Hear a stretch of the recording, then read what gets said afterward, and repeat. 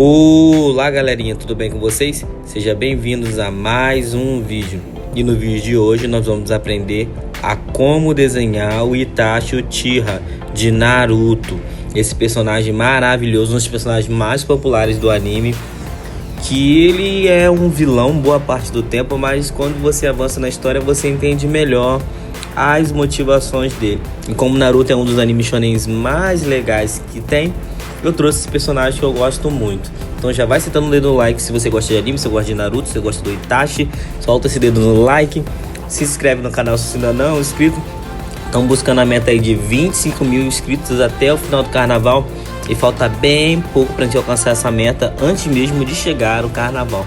Então conto com a força de vocês. Comenta aí embaixo qual é o seu personagem preferido de Naruto. E sem mais enrolação, pega o lápis, pega a folha e bora desenhar. Se você é novo aqui e não sabe como funciona o canal, é bem simples.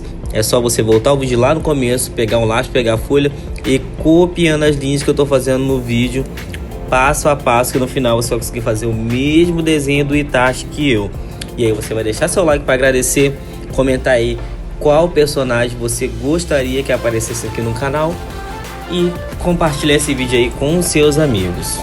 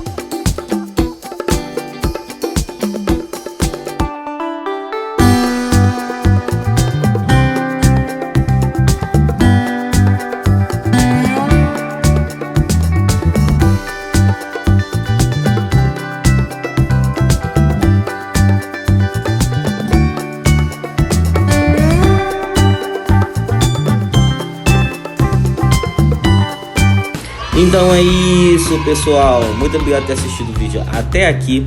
Comenta aí embaixo o que você achou do vídeo.